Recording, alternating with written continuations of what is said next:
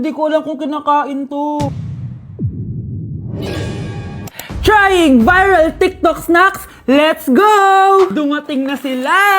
Lahat ng mga papakita ko dito, hindi sponsored. Baka naman. Ang una natin titikman ay may 1.3 million sold sa TikTok shop. Wow, grabe! Buksan na natin. Ang laki pala niya. Parang mukha ko na to. Oh.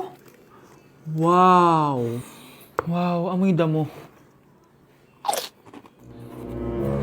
Lasa siyang Coco Crunch, tapos lagyan mo lang ng matcha sauce. For me, i-rate ko to ng 7 out of 10. Okay, next, etong Mamon from China, and super sikat neto, promise. Ano to? Kinakain ba to? Ito yung mga nasa sapatos, di ba? Kasi hindi ko alam kung kinakain to. Pag di ko na-upload to, ibig sabihin alam nyo na. Guys, hindi pala siya kinakain. Ganito yung tsura niya. Ang sarap! Wow, wow, wow, wow, wow, wow. Kaya siguro viral to. Ang sarap! Bahay namin out of 10 to, guys! Kapag hindi ka nasarapan dito, sunugin yung bahay namin. Okay, etong next natin is merong 2.1 million sold sa TikTok shop. Grabe, ang dami nun! Paldo kayo, ha? Eto na sila, guys. Bumili ako ng 2 cookie, etong matcha, and eto black asteroid. So, galing to ng space? Hindi! Masarap siya. I-rate ko tong flavor na to na 8 out of 10. Okay lang siya. 6 out of 10. Okay, next na tayo. So, meron tong 300,000 sold sa TikTok shop. Tikman natin kung lasa ba talaga siyang chicharon. So, ganito yung tsura niya. Mukha siyang chicken skin. Parang mas masarap to kapag may suka. Honey Bunch! Tikman mo na. I-rate ko to ng 9 out of 10. Etong next natin, palagi ko to nakikita sa FYP ko. Kaya i-try na natin. Charan! Amoy gatas na yung powder. Ganito yung tsura niya. Parang may naglalaban sa loob ng bibig ko. Pero di kanya pinaglaban. Pero di ko kaya! Masarap siya and i-rate ko siya ng 9 out of 10. Okay, last natin natitikman itong fruit and vegetable na chips. May ganun pala. So, ito yung laman niya. Assorted siya, guys. Una natin titikman ito. Di ko alam kung ano to. Mukha siyang tubo. Feel ko nalunok ko na yung mga braces ko. Okay lang yung nauna ko natikman. Ito parang sweet potato. Parang magkakalasa lang silang lahat. Iba lasa niya ito. Durian! Kaya pala parang may amoy. I-rate ko to ng 5 out of 10. Hindi ko siya masyado nagustuhan, pero malay nyo kayo magustuhan nyo, di ba? In fairness matibay yung braces ko. Kung meron pa kayong gustong ipatikim sa akin, i-comment nyo lang dyan. Yun lang naman, guys. Bye! Hala, na paano siya? Be, anong iniiyak-iyak mo dyan? Nagre-relapse ako, be. Nakita ko kasi mga favorite song namin sa Spotify rap results ko. Lo, OA mo be. Okay, class. Kanina notebook to? Hala, diary ko ba yun? Sige, tatapon ko na to. Total, wala naman may-ari sa inyo, ha? Ma'am, wait! Diary ko po yan! Oh, Scarlett.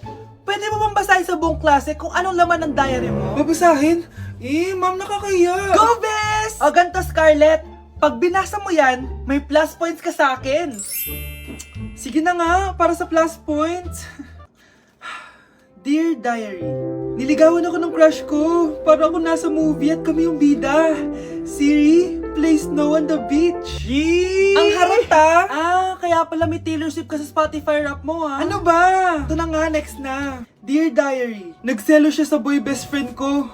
Gusto niya na makipaghiwalay sa akin. Hindi ko kayang mawala siya. I will die for you. OMG! Hula ko. Nasa Spotify rap mo si The Weeknd, no? Eto na nga, medyo masakit to. Dear Diary, balita ko, may bago na siyang girlfriend. At yung best friend ko pa yung bago niya. Paano nila nagawa sa akin to? Parehas silang traitor. Hala, okay lang yan, bes. Kaya, ayun, nasa top song ko yung Kill Bill ni SZA. Magre-relapse na yan! Tumigil nga kayo! Oh, class! Tumigil na! Hello ma'am, sorry I'm late. Nga pala, class! May bago pala kayong kaklase! Dear Diary, eto na ba yung binigay ng universe para sa akin? Hi, classmates! My name is Jake. Ang pogi ng pangalan, tapos ang tangkad niya pa. Siya na talaga yung para sa And akin. sa mga nagtatanong, may jowa na po ako. And 3 years na po kami. Dear Diary, suko na ako. Ayoko na magjowa. Mamamatay na lang talaga akong single.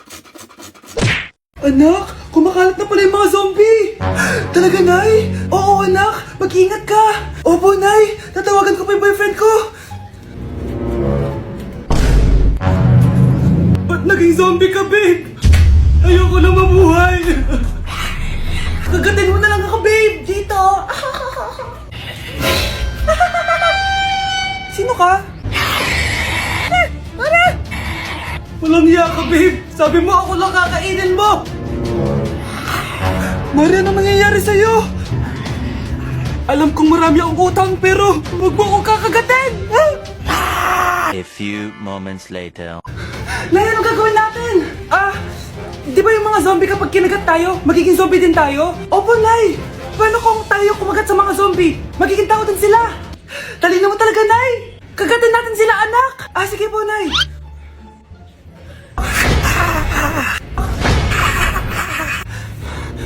Mare, tao ka na ulit?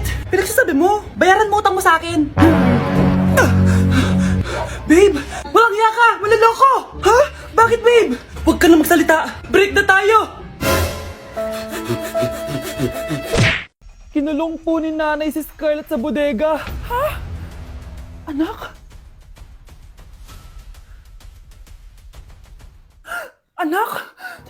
Walang hiya talaga yung tita mo! Anak, sorry kung ngayon na ako nagpakita. Pinakulong kasi ako ng babaeng yan! Deserve mong makulong! Ikaw ang ikukulong namin dahil child abuse ang ginagawa mo. Ano? At hindi mo na din makukuha ang 50% ng mana. Hindi pwede! Nay, masaya ako na nandito ka na. At hindi na din tayo maghihirap dahil sa pamana ni tatay. Masaya din ako, anak. Siyempre kasama ka dito sa Manta.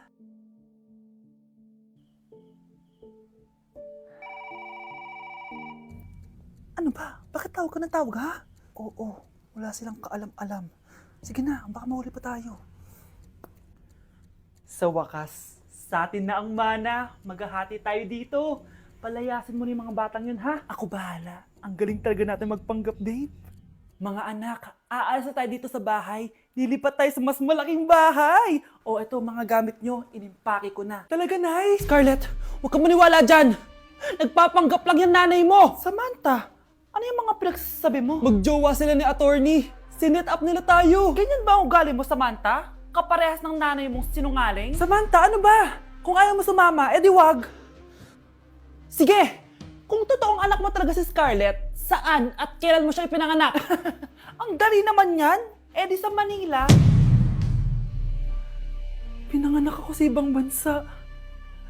Hindi ikaw ang nanay ko. Ay, oo nga pala, sa ibang bansa pala. Sorry, nakalimutan ko. Ang dami namang drama. Total, nasa amin na ang mana. Umalis na kayong dalawa. Kung ayaw niyong pati kayo, ipakulong ko. Kung meron mang makukulong, kayong dalawa yon. Salamat sa pagtawag, Samantha. Inaaresto kita, attorney, sa kasong panloloko. Palpak ka talaga! Naisahan niyo ako ngayon, ha? Hindi pa ako tapos sa inyo. Talagang sinira mo yung sarili mo, attorney, para sa pera. At ang dami mo na palang naloko. Samantha, huwag na tayong maghiwalay, please. Oo, Scarlett. Dito lang ako palagi sa tabi mo. Kayong dalawa, mag-ingat kayo palagi, ha? Gamitin niyo na maayos sa pamana ng tatay niyo. Salamat po. I'm in a relationship with all my bitches, yeah. I need to cut some of them off, I need her. I got some bad things I want her to myself. Gotta take the time to cut them off, I need her. I know how to make the girl go crazy. When you treat her like you're number one, baby. Kakagising ko nga lang pala, mga mare. Charot lang, kanina pa ako gising. Habang tumatae nga pala ako, mga mare, bigla ako may naisip ng pagkakakitaan. Kaya naman nagpahatid na ako, mga mare, sa malapit na grocery sa amin. Bagong-bago nga pala itong naisip ko, mga mare, at wala pa nakakagawa nito. Bumili na nga ako ng mga kakailanganin ko, mga mare, para hindi tayo maubusan ng stocks mamaya. Pagka uwi ko nga, inumpisan ko na agad magluto, mga mare. Para naman marami tayong kitain ngayong araw. Wala talagang lugi dito sa small business na naisip ko. Dahil sa isang pack na to, 200 orders na ang magagawa ko dito, mga mare. Kakaiba talaga tong fries ko, mga mare. Dahil sinigang powder ang nilagay ko dito, mga mare. Ito nga pala yung 70 pesos, mga mare. Sobrang sulit na talaga. Sa sobrang mura nga nito, mga mare, nanganganib pa ako malugi. Pero hindi na importante yun, mga mare, basta marami tayong customers. Nakakatakam nga tong sinigang fries natin, mga mare. For sure, dadayuhin to. Hindi na talaga nakapaghintay ang mga customers natin, mga mare. Kita nyo naman sa mga mukha ng mga customers natin, mga mare, na masaya sila. Sobrang nagustuhan nga nila yung sinigang fries natin, mga mare. Babalik-balikan daw nila to. Ang saya pala kumita, mga mare, lalo na't galing sa dugot pawis. Ang isang 50% po ay mapupunta sa isa niyang anak. Ano? Baka yan yung isa naming anak na nawala? Oo, sa amin na lang yan. Ako! Ako ang isa pang anak ni Ramon.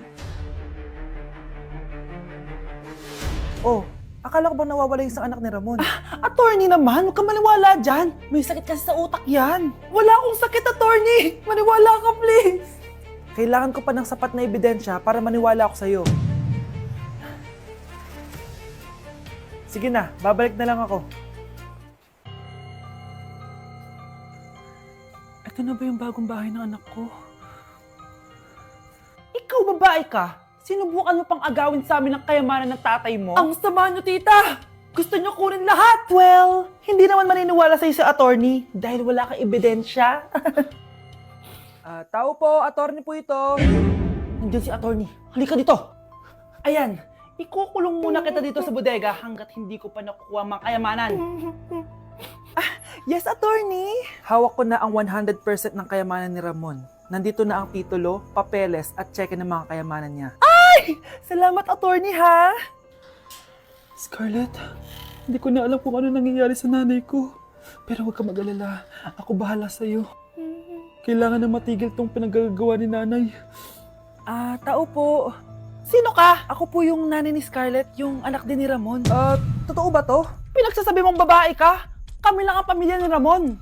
Attorney, huwag ka magpaniwala dyan. Peke yan. Hindi to peke. Pwede mo ipacheck to sa attorney. Kaya ilabas mo na siya.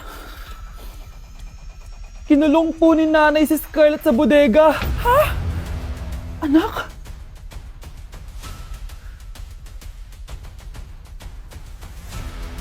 Yun na! 7, 6, 5, 4, 3, 2, 1! Happy New Year!